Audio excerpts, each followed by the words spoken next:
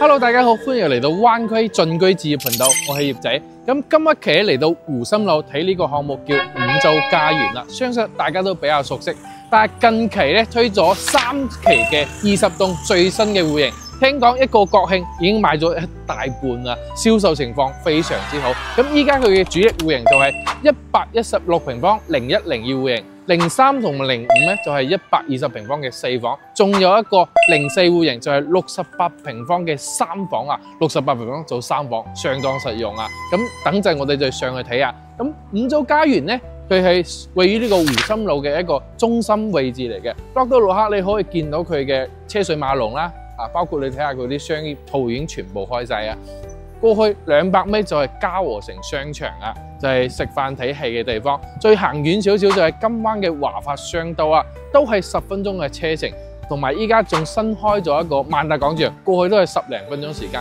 同埋佢翻到關口一樣都係20幾分鐘時間。所以佢呢個位置嚟講係相當於係一個中心位。包括喺成個湖心路，五洲家園係出咗名高實用率同埋交標係最高，可以講係豪宅嘅一個標杆嚟嘅。價錢咧相對於湖心路其他樓盤可能會貴少少，去到16000到18000之間嘅，都係大豪裝嘅。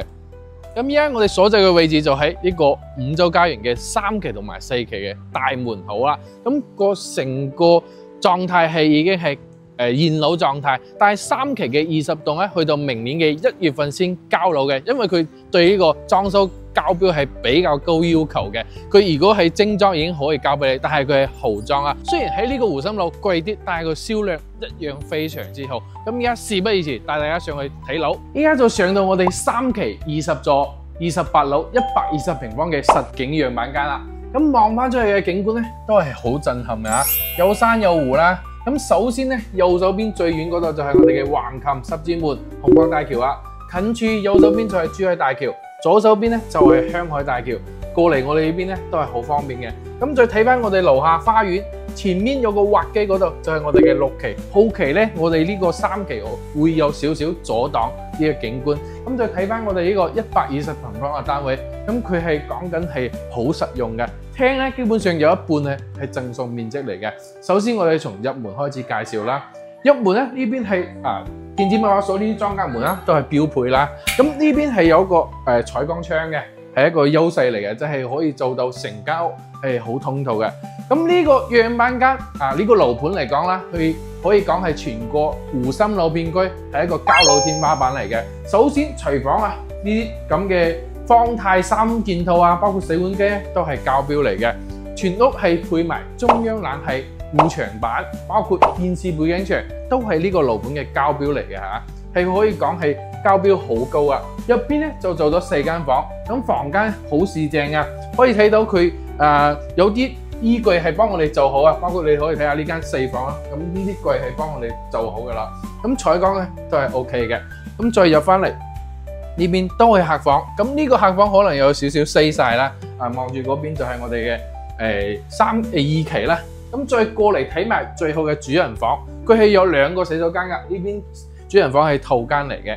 咁你可以睇到佢呢個主人房嘅呢個空間有10幾20個方㗎。咁呢個景觀咧係望翻園林，再同我哋主陽台嘅景觀係一樣嘅。咁呢個咧就係120平方嘅單位。咁我哋再過去睇下我哋其他嘅單位。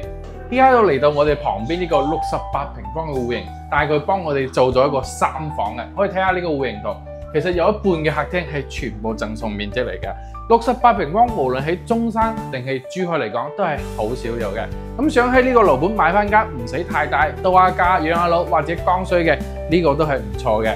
咁望翻出去嘅景觀咧，東南向都係有呢個珊瑚景啊，視野都係好開闊嘅。雖然講係68平方呢個廳3.2米㗎，一啲都唔細。咁包括成個樓盤嘅交標係都係統一嘅。